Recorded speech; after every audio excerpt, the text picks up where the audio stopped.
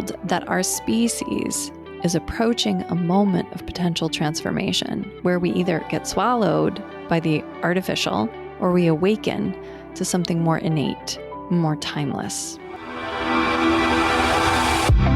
Welcome to the Wisdom of the Body podcast. I'm your host, Heather Grzych. Here, we talk about the profound connection between mind, body, and spirit.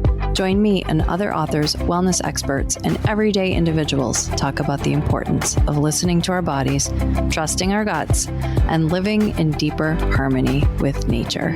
So, whether you're seeking guidance on your wellness journey or simply looking for inspiration, you're in the right place. We're thrilled to be in the top 3% of podcasts globally. You can find the Wisdom of the Body podcast on Apple, Spotify, and most other places where people listen to podcasts.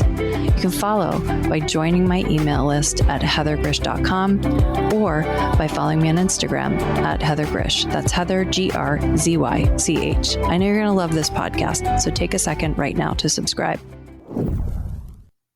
Hi there. Welcome to the Wisdom of the Body, where we're going to explore what it means to live wisely in a body, in a relationship, in rhythm with nature, and with these weird times that we are in. I'm Heather Grzych, and you may know me as an Ayurvedic practitioner, and I live in the San Francisco Bay Area. And a lot of people think of this place as a portal to the future or a tech mecca. And I'll be honest, I love it. I love being around so many creative people that are bringing in the future. And I love sci-fi. I love imagining what's possible. I used to be head of product development for a company for many years. And so I've always been very interested in where things are going. And I've also started writing science fiction. But what fascinates me most isn't just the technology that we're building. It's the consciousness that we're evolving into. And today I want to explore a very big idea that Ayurveda may actually be one of the most important tools that we have to help usher in a new era of human consciousness, or what some might call superconsciousness. Let's start. So first of all, I've heard people define superconsciousness in different ways. Some say it's a state of expanded awareness where you perceive not just through the mind or the senses, but through something more subtle than those things. Others describe it as the integration of intuition, intellect, and soul, a kind of inner clarity that transcends reactive thinking. To me, superconsciousness is what happens when we live, not just to survive or optimize or biohack, but to align with our higher intelligence, where we live with awareness and not in spite of our awareness. And I think it's what makes us capable of real evolution, not just technical advancement or technological advancement, but a very deep collective awakening, because there's something happening on a subtle level that the technologies are essentially bringing to light for us. And I found that Ayurveda, as ancient as it is, has been quietly preparing people for this shift all along. On the surface, Ayurveda looks like a wellness system, food lists or herbal support or daily routines. It could even look like a religion, the way some people treat it, very dogmatically. But once you go deeper, it becomes very clear that Ayurveda isn't just a science of the body. It's also a technology of human consciousness and of nature consciousness. So here's what I mean, because Ayurveda actually trains your awareness. You're starting to notice when you practice Ayurvedically, not just what you eat, but how you eat, when you eat, and why you eat. And this is mindfulness that gets woven into every single choice that you make of something that you put into your mouth. And it teaches you to listen inward, whether that's tuning into your digestion or your energy or your mood. It helps you read subtle signals. And this inner listening strengthens your intuition over time. So it helps develop your interoception. It also helps you develop your relationship with the outside world and your perception. But in addition to things like meditation, can help you develop your interoception. And it values clarity over noise. So all of these practices that we do, these daily practices, or adding meditation in, or doing breathing practices, or other types of body awareness exercises or cleansing techniques, what happens is Ayurveda helps reduce the clutter that keeps you from seeing things clearly. And when you get that clarity, that's the soil that superconsciousness grows in. I used to think superconsciousness was like this really out there topic, when I used to read these yoga books years ago. But I've found that people who really walk the Ayurvedic path often begin to see more and to feel more and trust more, not just than other people, but in life itself.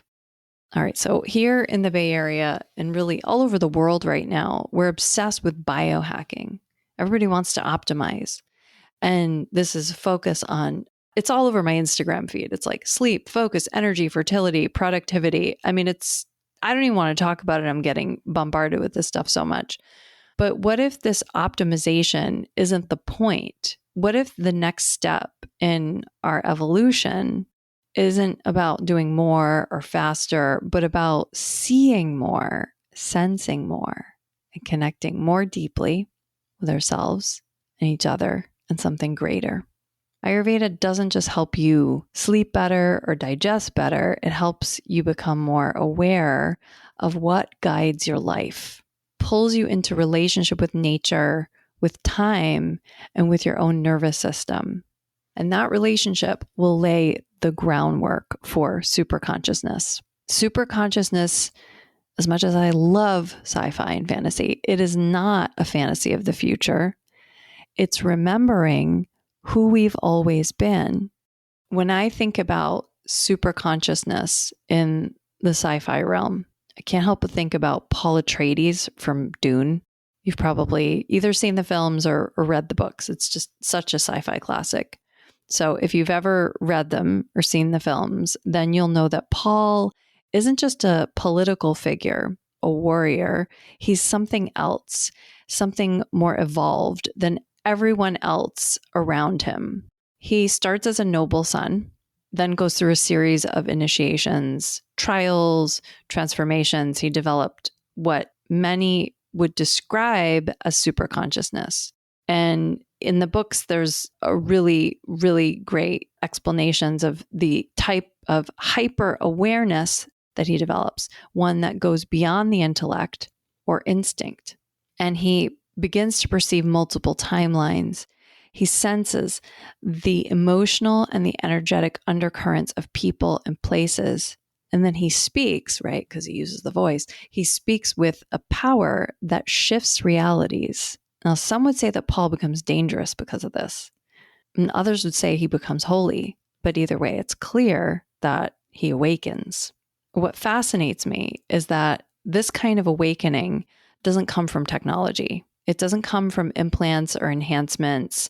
In fact, the more time you spend on ChatGPT, while it makes you feel like you're developing some sort of superpower because suddenly you have a writer and editor working for you, or a graphic designer that you can just give directives to and modifications to, what is actually happening is there are parts of you that are going to sleep while you're doing that. And the awakening doesn't come from technology. The awakening actually gets weakened by technology. Awakening comes from discipline. Awakening comes from suffering. Awakening comes from vision. And importantly, it comes from alignment with nature. If you look at all of the great inventions of the world, they were created by people who had connection with nature, that were able to meditate on nature, to observe it, and to somehow recreate some mechanism that they saw in nature and actually create a product with it. So in Dune, Paul is shaped by the desert, and he's shaped by the spice, and then he's shaped with the Fremen, which on the surface appear like these very primitive people. He's shaped by that primitive way of life. And when that happens, his physiology changes, his perception sharpens, and he learns to breathe differently and move differently and sense differently. He says, the spice is in everything, and it says that the sleeper must awaken. And it's really not so different than what we get through Ayurveda or what many of us sought in studying yoga, because through diet, through breath, through sensory regulation, deep rest, attunement to rhythm, things like this, we will also awaken the sleeper. We will move from a reactive and fragmented consciousness into a more integrative, intuitive, and visionary way of being. And okay, we may not be leading desert rebellions or riding sandstorms. I certainly don't want to do that. Many of us today are facing a world that is, in its own way, very destabilizing, and just as destabilizing as the Dune world, and maybe even just as transformative. So the question is, are we going to evolve by outsourcing our power to machines, or will we evolve through conscious refinement, through awakening our inner knowing, our soul's perception, and our real intelligence? Because Paul Atreides is a sci-fi symbol of what that could look like. And Ayurveda offers a path for how that can happen right now in this world, not the fictitious world of Dune. Sometimes I wonder if Frank Herbert was taking Ayurvedic medicines when he was writing Dune. There are many parallels with things that I studied in Ayurveda, and my teachers actually taught me that Ayurveda was intended to be the medicine of royalty, though today it's also a folk medicine. So that reminds me of that concurrency of Paul in Dune being both primal and regal at the same time. So how does Ayurveda help build this new awareness of superconsciousness?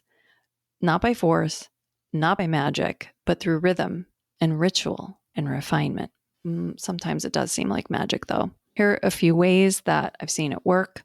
So these daily rhythms and rising with the sun, eating with the light, sleeping with darkness, these are vibrational recalibrations of where our brains may be telling us to do something else because that's what everybody else is doing around us, or that's what ads on TV are showing us to do, or that's what we think we have to do or have to do for our job. But when we align with nature, we shift how the nervous system processes the world.